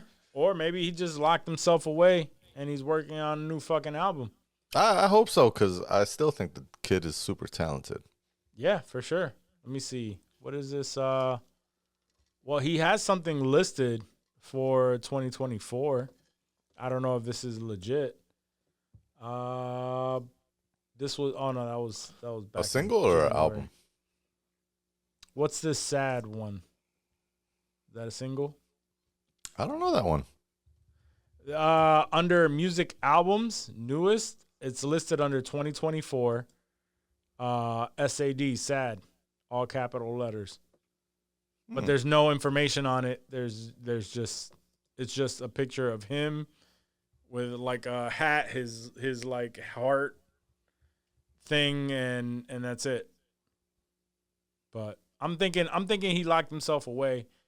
He was working on some music. He did all of the things that he had to do in public after that last album. Yeah. And he's just been working. Sometimes when they're not in the public eye, that's all they're doing. They lock themselves away. They put themselves away, put themselves in creative mode. And it's time for us not to hear from him until this album drops, and then he's back on the grind of promoting it. So a year to hide away is not uncalled for when it comes to these people. Yeah. That's true. That's true. Yeah. It's only a year. But anyway. All right. Do you have anything to add to this stellar conversation, my friend? No. Fucking with? What have I been fucking with the past week? I tried watching that Terminator Zero. Mm-hmm. It's dope, but I just cannot. But it's an anime. It's an anime, and I usually watch it too late at night, and I always fall asleep. Yeah. I'm fucking with all the same shit. I'm looking forward to, because I already mentioned Succession and all that shit. So I'm looking forward to The Old Man, which drops, I think, tomorrow. So that I'm looking forward to, because that was a dope first season, but that shit was 2021. So it's wild that it's now dropping, but whatever. Damn, that was a while ago. Yeah, that's my point. I thought that shit was But canceled. it had to be like late 21, right? Damn, 21? Yeah. I could have swore I saw that when my daughter was born, but maybe it was my wife was pregnant. One of those two. Oh, my bad. 2022. Okay, yeah. So 22, that makes sense. Yeah. 2022. Okay. Yeah, I thought that shit was canceled. But anyway, it's coming back. I thought so too. So, I'm glad it's back. Yeah, I'm glad it's back. And that's starting soon. Next week, I think September 19th, we get The Penguin on HBO. Ooh, that'll be dope. So we have we have a few things coming up, but yeah, I'm not really fucking with anything crazy right now. I've mostly been watching movies, I think, this past week. I've been trying, I haven't been able to watch movies for a long time. And so because shows are kind of on a lull right now, where usually I would put the kids to bed and then we would watch 2 episodes of a show before it's time to go to sleep. Sure. I've been now kind of you want to watch a movie? And mostly it's me watching it and her falling asleep. But let's see, what did I got through The Watchers. Nice. That was interesting. I saw the Fall Guy extended cut. That was a good movie. I like Fall Guy. Yeah, that was good. Surprising, but it was good. What was the most recent? Oh, I saw Quiet Place Day One. I saw that one too. I thought that was pretty good too. That was definitely good too. Joseph Quinn, good actor. I like him. Yeah. No, he fucks.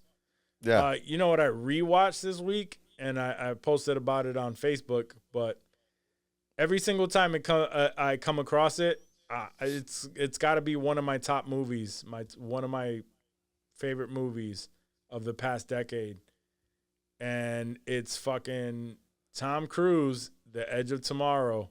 Oh, wow. I did another rewatch because I saw it on Netflix. Yeah. And every time I fucking watch it, I'm just like, this is such a good fucking movie. It is a good movie. Yeah, it is. It's a good popcorn flick. It's smart. It's good. So I don't know. I don't even know why I'm mentioning that, but other than it always surprises me when I thoroughly enjoy Tom Cruise flick more than once. And that's Emily one that Blunt, right? Yeah, him and Emily Blunt and Bill Paxton. Yeah. So But yeah, it's one of my favorite movies of the past R.I.P. decade. Bill. Yes, sir. All right. Yeah, that's a good one. Cool. Since that's all we had, you know what that means, bro. Thank everybody who made it this far. If you're sitting here watching us or listening to us and you made it this far, that means you fuck with us. So we fuck with you. Remember to rate, review, subscribe to the podcast wherever it is that you are listening or watching.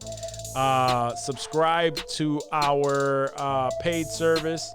Even if you become a basic bitch, that is a compliment around here. Okay. You can listen to the pre-show where we today's pre-show we talked about the DC animated universe and shit that we like, shit that we didn't like. So there's always some extra content there. Also, remember to go to insensitivemerch.com. Cop yourself some gear. Stay drippy with Drippy. Other than that, we will catch you next week. We love you. Peace.